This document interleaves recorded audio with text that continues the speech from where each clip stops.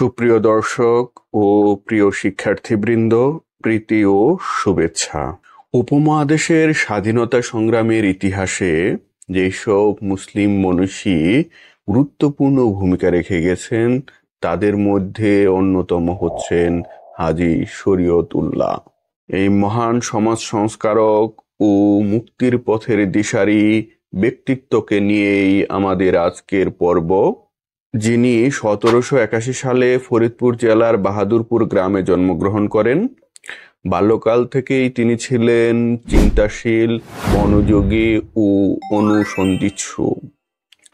দীর্ঘ 20 বছর সৌদি আরবে অবস্থানকালে তিনি ওয়াহাবি মতাদর্শ দ্বারা অনুপ্রাণিত হন। 1818 সালে দেশে ফিরে তিনি ভারতের বিখ্যাত চিন্তাবিদ শাহ ওয়ালিউল্লাহ ও বিপ্লবী সৈয়দ আহমদ ব্রেলভির আদর্শে অনুপ্রাণিত হন এবং ধর্মীয় ও সামাজিক সংস্কারের উদ্দেশ্যে ফরাইজি আন্দোলন শুরু করেন। 1840 সালে এই মহৎপ্রাণ ও ধার্মিক নেতা মৃত্যুবরণ করেন। হাজী শরীয়তুল্লাহ কেন্দ্রিক দুটি প্রশ্ন যা নেওয়া হয়েছে চট্টগ্রাম বোর্ড 2022-এর 6 নং, রাজশাহী বোর্ড 2017-র 1 নং প্রশ্ন থেকে। প্রথম প্রশ্নটি হচ্ছে উক্ত প্রশ্নের গ নং প্রশ্ন। গ নং প্রশ্নটি হচ্ছে, উদ্দীপকে বর্ণিত জনাব নুরুল হক ভূঁইয়ার সাথে তোমার পাঠ্য বইয়ের কোন ব্যক্তিত্বের মিল পাওয়া যায়? ব্যাখ্যা করো। এখন ব্যাখ্যাটি দেখে নেওয়া যাক। উদ্দীপকে বর্ণিত জনাব নুরুল হক ভূঁইয়ার সাথে আমার পাঠ্য পুস্তকের হাজী শরীয়তুল্লাহর মিল পাওয়া যায়। হাজী শরীয়তুল্লাহ মনে প্রাণে ছিলেন একজন খাঁটি মুসলমান। সে সময়ের মুসলমান সমাজ প্রবর্তিত পীর পূজা, কবর পূজা, মনসা পূজা, শীতলা পূজা ইত্যাদি নানা ধরনের অনইসলামিক কার্য গোটা বাংলার মুসলমান সমাজকে আচ্ছন্ন করে রেখেছিল। মুসলমানদের জীবন ব্যবস্থা থেকে ধর্মীয় অনাচার ও কুসংস্কারগুলো বিদরিত করে মুসলমানদের প্রকৃত ধর্মীয় জ্ঞানালোকে উদ্বুদ্ধ করা এবং উদার দৃষ্টিভঙ্গির অধিকারী করে তোলার জন্য তিনি আন্দোলন পরিচালনা করেন। তিনি মুসলমানদের জীবন ব্যবস্থা থেকে অনইসলামিক কাজ পরিহার করার জোরালো নির্দেশ প্রদান করেন এবং মুসলমানদের ধর্মীয় ও সামাজিক জীবনে পবিত্রতা আনয়ন করার জন্য ইসলামের ফরজ কাজগুলো অবশ্যম্ভাবীভাবে পালন করার উদাত্ত আহ্বান জানান। তার প্রচেষ্টার ফলে অনেকেই কুসংস্কার মুক্ত হন। উদ্দীপকে উল্লেখিত জনাব নুরুল হক ভূঁইয়া একজন নামাজি, সৎ, ধর্মপ্রাণ ও সমাজ সংস্কারক।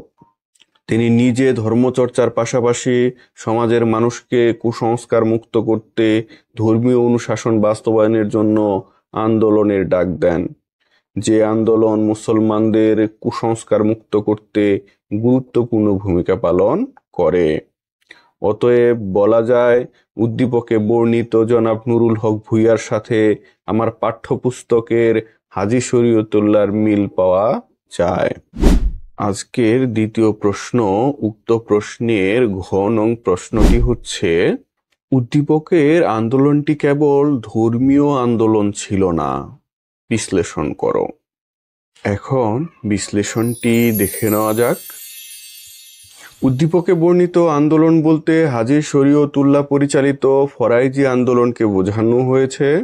ফরাইজি আন্দোলনের লক্ষ্য ছিল দ্বিবিধ। একটি ছিল ধর্মীয়, অন্যটি ছিল মুসলমানদের মধ্যে রাজনৈতিক চেতনার বিস্তার ও অর্থনৈতিক দিক নির্দেশনা।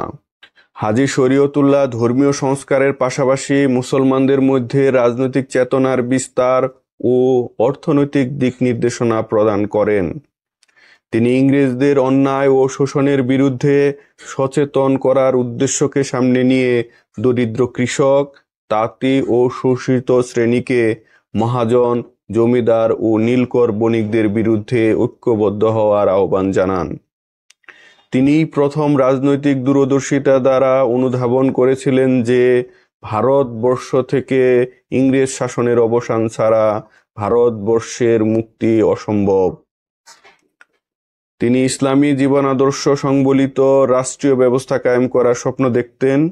এজন্য তৎকালীন ভারতবর্ষকে দারুল হারব বা বিধর্মীদের রাজ্য বলে আখ্যায়িত করেছিলেন।